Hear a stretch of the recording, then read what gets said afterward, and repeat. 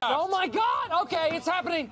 Everybody stay calm. What's the Everybody procedure, stay calm. everyone? What's the procedure? Stay calm. Wait. Everybody calm down. Mais que se passe-t-il en Formule 1? C'est officiel, à un mois du premier Grand Prix de la saison, on vient d'apprendre la signature de Lewis Hamilton chez Ferrari pour la saison 2025. Après 11 saisons chez Mercedes ponctuées de 6 titres mondiaux, le Britannique s'en va chez les Rouges pour écrire le dernier chapitre de sa carrière pour tenter de devenir indéniablement le plus grand pilote de l'histoire de la Formule 1. C'est une annonce exceptionnelle, on peut parler du transfert du siècle. La Silly Season 2024 commence très fort.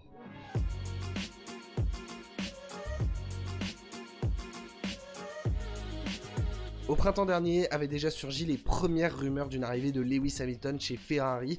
Après 2 saisons plus compliquées chez Mercedes, le septuple champion du monde aurait pu chercher un dernier défi chez les Rouges, avec forcément le rêve de réunir le plus grand pilote de l'histoire de la Formule 1 statistiquement parlant dans la plus grande des écuries, incontestablement. D'autant que Fred Vasseur venait d'arriver chez Ferrari et qu'il avait déjà connu Lewis Hamilton notamment en GP2. Cette réunification ne pouvait que faire rêver les tifosi.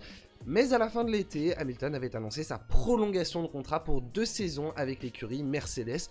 En tout cas, pensait-on à ce moment-là, puisque Lewis Hamilton s'était réservé le moyen de quitter Mercedes dès la fin de saison 2024. Alors 2 possibilités, soit la 2e année de ce contrat était en option, c'est-à-dire que si la saison 2024 était suffisamment bonne, et bien automatiquement le contrat se reconduisait sur la saison 2025. Ou alors, et c'est l'hypothèse la plus probable aujourd'hui, il y a dans ce contrat une clause de sortie qui permet à Lewis Hamilton de s'en aller après une seule saison. Et c'est ce qui est en train de se produire. Alors on a tous dû plisser les yeux au réveil ce matin lorsqu'on a commencé à voir les premières rumeurs.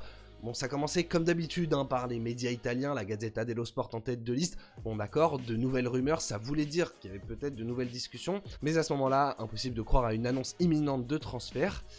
Jusqu'à ce que cette rumeur fasse petit à petit son nid dans la communauté Formule 1, à mesure notamment qu'elle était relayée par des médias de plus en plus sérieux. Alors dès la veille, on avait eu un tweet de Will Buxton qui parlait d'une grosse annonce à venir. Will Buxton, c'est un journaliste de la Formule 1 qui aime bien teaser des annonces sans rien dire. Voilà, très souvent il dit il va se passer un gros truc, mais je dis pas ce qui se passe. Donc c'est toujours intéressant, mais ça veut pas dire grand chose. En général, c'est rarement ce qu'on pense.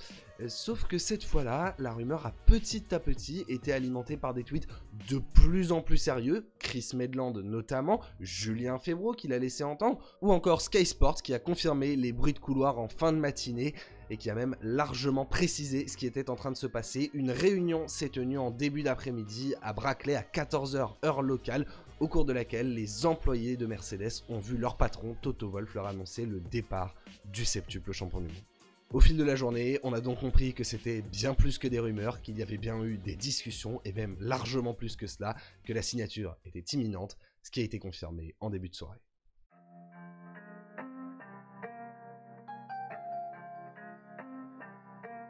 Lewis Hamilton rejoint donc Ferrari pour l'ultime chapitre de sa carrière. Bon, a priori, il a 39 ans aujourd'hui et il semblerait qu'il s'engage pour ses dernières années avec la Scuderia, avec forcément ce rêve d'être celui qui va ramener le titre à l'écurie la plus sacrée de l'histoire de la Formule 1. Car on le rappelle, mais Ferrari n'a plus gagné un championnat pilote depuis 2007, 2008 pour ce qui est des constructeurs. Et l'histoire serait forcément exceptionnel. Imaginez un instant si Lewis Hamilton était celui qui ramenait le titre à la Scuderia plus de 15 ans après. Lui qui a souvent été l'adversaire de Ferrari, le bourreau de Sebastian Vettel en 2017 et 2018 notamment, lequel avait dit un jour « Everybody's a Ferrari fan. Even if they're not, they are a Ferrari fan. Even if you go to the Mercedes guys, even if they say that, oh yeah, Mercedes is the greatest brand in the world, they are a Ferrari fan. » Il faut croire que Vettel ne s'était pas trompé et Ferrari ne fait pas seulement rêver les petites filles et les petits garçons. Ferrari fait aussi rêver des septuples champions du monde. On a pourtant très longtemps cru que Lewis Hamilton terminerait sa carrière avec un moteur Mercedes dans son dos, comme c'était le cas depuis son adolescence. Mais finalement, il a acquis la certitude qu'il ne décrocherait jamais ce 8e titre avec Mercedes et que l'histoire serait exceptionnel s'il rejoignait Ferrari. Forcément, s'il décroche ce 8e titre avec les Rouges, il sera incontestablement le plus grand pilote de l'histoire de la Formule 1. Imaginez seulement, c'est forcément ce rêve qui motive Lewis Hamilton, lui qui est en quête de ce 8e titre qu'on lui a volé, en tout cas c'est ce qu'il estime en 2021. Et il faut également parler de la restructuration de la Scuderia Ferrari depuis un an et l'arrivée de Frédéric Vasseur qui est en train de faire un travail monstrueux à la tête de la Scuderia. Alors on n'a pas envie de vendre la peau de l'ours avant d'avoir gagné le championnat, mais c'est quand même vraiment comparable à ce que faisait Jean Todt à son arrivée. Faire un ménage, assainir l'écurie, retirer tout ce qui posait problème. Le dernier à en avoir fait les frais, c'est Iñaki Rueda, l'ancien stratège de Ferrari qui a récemment quitté l'écurie de Formule 1.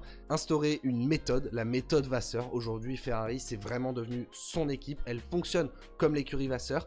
Alors que par le passé, souvent les teams principaux ont subi le fait d'être chez Ferrari. Plusieurs ont essayé de faire avancer Ferrari telle qu'elle était au lieu de structurer une équipe autour d'eux. Et forcément, on est obligé de faire le parallèle. À l'époque, Jean Todt était allé chercher Michael Schumacher, double champion du monde en titre et futur très grand pilote de Formule 1. Aujourd'hui, Frédéric Vasseur va chercher Lewis Hamilton. En plus, il a déjà Charles Leclerc, donc il se crée un line-up absolument fabuleux. Donc on sera probablement sur le meilleur line-up de la grille. Tous les ingrédients sont là. Frédéric Vasseur, Lewis Hamilton, Charles Leclerc, aussi de nouveaux ingénieurs qui arrivent et ils sont nombreux. On surveillera d'ailleurs éventuellement l'arrivée d'un Peter Bonington, l'ingénieur de course de Lewis Hamilton. Elle est loin d'être impossible. Alors tout cela ne veut pas dire grand chose, hein. C'est pas parce que sur le papier tout est parfait que ça va marcher dans la réalité. Mais le pari est tellement beau qu'il valait clairement la peine d'être pris.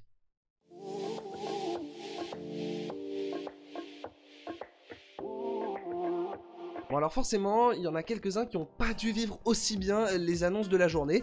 Carlos Sainz a appris qu'il était viré et Mercedes qu'elle perdait son chef de file dès l'année prochaine. Ça fait un sacré retournement de situation, mais pour nous, ça lance le marché des transferts 2025 d'une façon extraordinaire. Je vous rappelle qu'à peu près la moitié de la grille est sans contrat pour l'année prochaine. Il y a de très gros baquets qui se libèrent et qui vont se libérer. Là, il y a une place chez Mercedes. Il y en aura potentiellement une chez Red Bull. Sergio Perez, il doit clairement se méfier. Et si en plus, il y a des pilotes très intéressants sur le marché des transferts, clairement Red Bull va garder un œil dessus. Donc là, on se prépare pour une silly season de folie. Alors on aura le temps d'en reparler en long, en large et en travers tout au long de l'année. Il risque d'y avoir pas mal d'annonces au fil des semaines et des mois. C'est peu probable qu'on ait une cascade d'annonces dans les prochaines semaines. À mon avis, on ne saura pas tout de suite. Donc clairement, il faudra être un petit peu patient. Mais c'est génial parce que ça va juste alimenter les rumeurs, les espoirs, les discussions. Il va se passer beaucoup de choses en piste et en dehors cette année. Mais forcément, aujourd'hui, on a envie de s'intéresser aux deux grands perdants donc de cette journée, Carlos Sainz et Mercedes. Mercedes, je vous le rappelle, c'est quand même l'écurie vice-championne du monde en titre. Alors elle a toujours George Russell sécurisé pour l'année prochaine, qui semblait s'affirmer l'année dernière comme le futur leader de Mercedes. Mais sa saison 2023 a été un petit peu plus compliquée, donc il va falloir lui mettre un très bon pilote à ses côtés. Et rien que là, on a déjà pas mal d'hypothèses.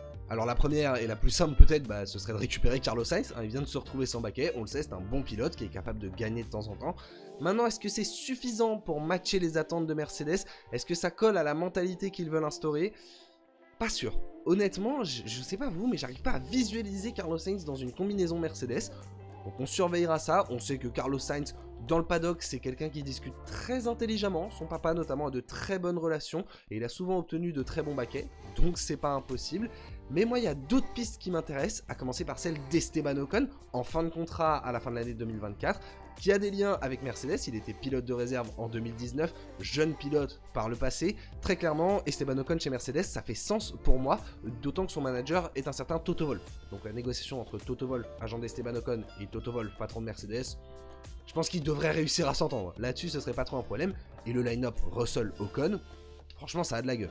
Maintenant, il y a d'autres possibilités. Bon, je ne parlerai pas de Fernando Alonso dans cette vidéo, mais je pense notamment à Alexander Albon, qui est un pilote de nouveau sur la pente ascendante, qui a une grosse cote, qui a démontré de très belles choses ces 2 dernières saisons avec Williams, motorisé par Mercedes. Une nouvelle tentative dans un top team, pourquoi pas? Alors, ce qui joue contre Albon, c'est son expérience complètement ratée chez Red Bull. Maintenant, ce sera clairement une piste à étudier. Et puis, je vous en donne une petite dernière pour la route. Là, c'est vraiment juste histoire de mettre un grain de sel. Mais un certain Kimi Antonelli débarque cette année en Formule 2, directement en provenance de la FRECA. Bon, il a seulement 18 ans. C'est un très jeune pilote Mercedes. Mais imaginez qu'il fasse une saison complètement dingue en Formule 2. une trajectoire à la Lewis Hamilton où il se retrouve tout de suite dans un top team, pourquoi pas?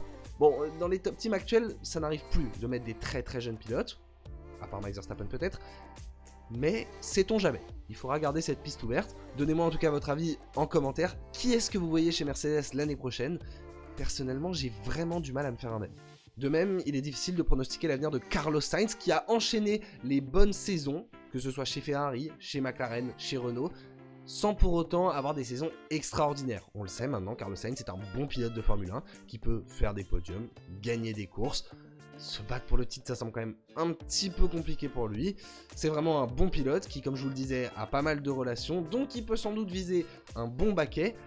Maintenant, de là à être numéro 1 dans un top team, ça va être compliqué. Chez Mercedes, il serait en concurrence avec George Russell. Maintenant, il serait pas numéro 2 autoproclamé dès le début, ça pourrait être intéressant. Il pourrait aussi, pourquoi pas, revenir dans la famille Red Bull. Pour l'écurie autrichienne, ce serait un super numéro 2 derrière Max Verstappen. Je pense que eux, s'ils le peuvent, tenteront le coup.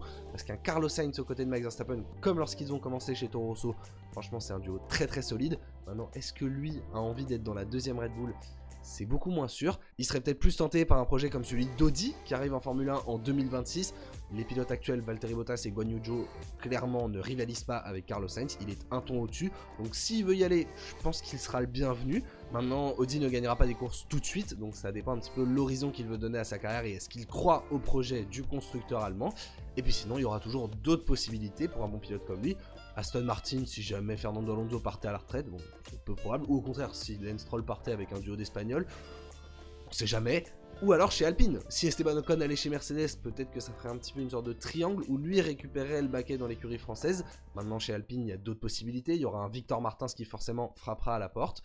En tout cas, l'avenir de Carlos Sainz est loin d'être réglé et ce sera l'un des gros feuilletons de cette saison 2024. L'année a donc à peine commencé que l'on a déjà la plus grosse bombe de la saison 2024. Espérons que ça va continuer sur cette lancée. Le mois de février s'annonce en tout cas assez exceptionnel. Il est maintenant l'heure d'enchaîner avec les présentations de toutes les nouvelles formules.